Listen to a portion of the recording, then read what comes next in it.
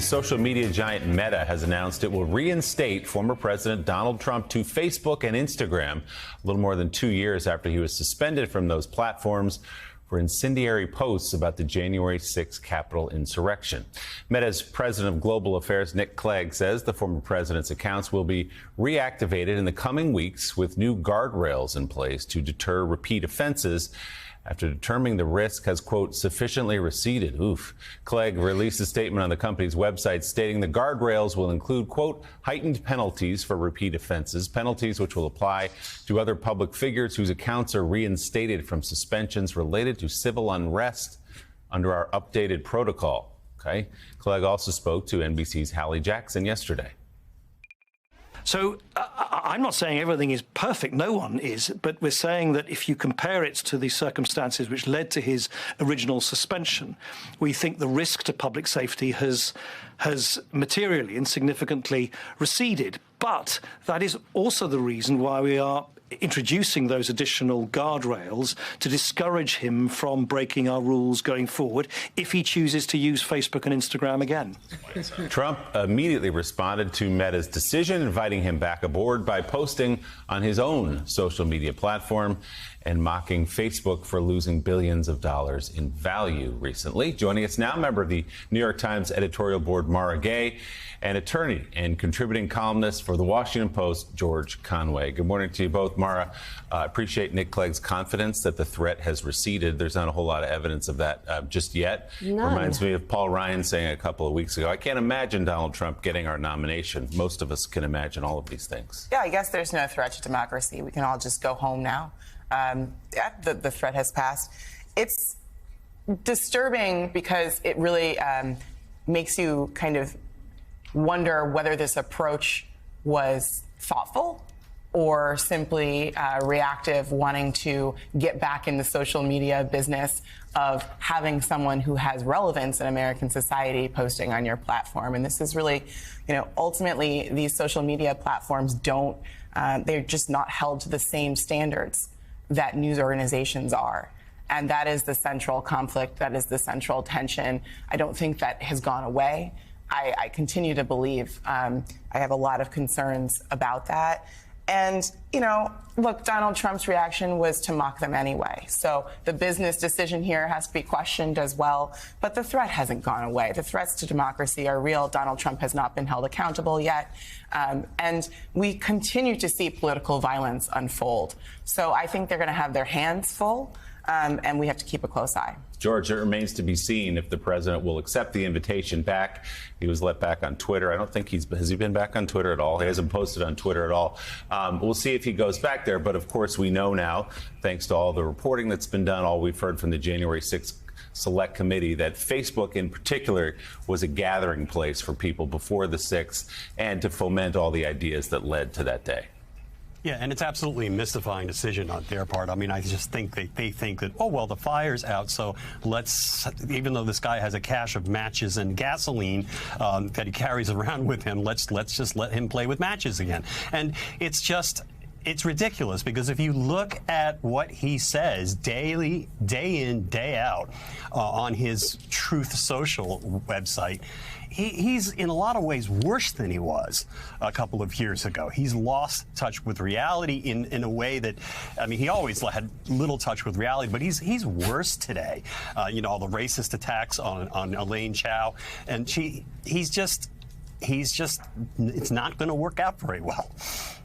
So, John Meacham, Facebook also provides a strategic thing for Donald Trump, who's launching his campaign. That's where he raises money. Yeah. So this is another step where Trump, if indeed he's going through with this bid and he's finally got some campaign events this weekend, Facebook's going to be useful there. Twitter was, of course, the venue where he propagated most of his most dangerous ideas, but he'll be back there soon enough once he figures out what to do with Truth Social. So how worried are you that he's been given his platform again, the place where he called for his supporters more or less to storm the United States Capitol and try to upend our democracy? Very. George, whom I admire his work, he says it's mystifying. I don't think it's all that mystifying, if I may, right? Facebook needs money. Trump needs relevance. I think it's a devil's bargain here. And I think that ultimately Facebook will be making a deal with the devil, and probably the check's going to bounce because it never actually works out. I think the marketplace of ideas has to adjudicate, debate, do we want a Trumpian autocracy, or do we want a constitutional democracy that, for all its imperfections, has produced a country that most of us want to defend? And that is a debate that has to unfold in the country. The better angels of our nature have won 2 elections in a row, 2020 and 2022, which was supposed to be a terrible blowout against President Biden. It wasn't. That said, if you're one of these companies, do you want to be the means by which an autocrat mounts an assault on the Constitution itself? And that's, I mean, maybe they do. They've already run that experiment. Right. We saw how it worked out. So the question, I think, it's a moral question. There are financial incentives, I guess there are relevance incentives and all that, but it's a moral question. Yeah. Do you want this constitutional democracy to unfold, or do you want it to fall apart? And it's I hate it when people say it's just that simple. It's not simple, but it's straightforward, right? I mean, that's the question. And we don't have, as George says, there's no mystery here. He's done it all in front of us, on camera, right? I keep waiting for there to be like something secret. You know, he said it, you know, you got to fight like hell. You know, he puts pressure on Pence. Let's remember, Mike Pence stood between us and the abyss. And I'm glad he did, but it's a reminder of how fragile this is. Mara, you made an important point. I think some of this probably is reaction to criticism that they've received, trying to be balanced. Well, he is running for president. We've got to give him another chance. We don't want to be attacked by conservatives as being anti-Trump and all the rest of it. So clearly some of that factors into this as well. As though you can satisfy that part of the country or the electorate. You know, I think that's a fool's errand as well.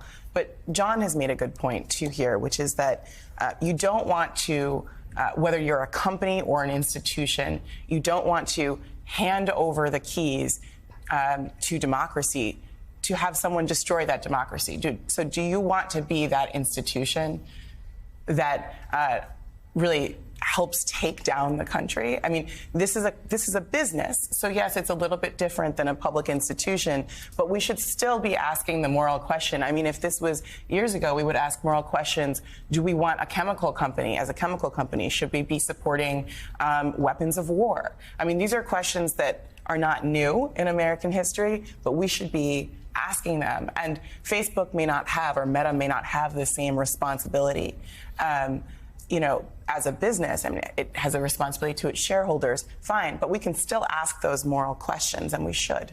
And autocrats depend, history tells us, experience tells us, they depend on a short attention span. There's a great line in Tom Sawyer where Tom Sawyer says, an evangelist came to town who was so good that even Huck Finn was saved until Tuesday. Right? So we were all kind of saved until Tuesday, but now it's Wednesday. And the idea that I mean, there's no change, and there's also the mechanics of populism. You're exactly right. You know, when the Republicans talk about big tech, when the MAGA world talks about it, that's what they're talking about, and they're talking about censorship. Donald Trump is not censored. Here we are, yet again, of a day, talking about him. And this is Marjorie Taylor Greene apparently is openly campaigning to be his vice presidential running mate. More on that later.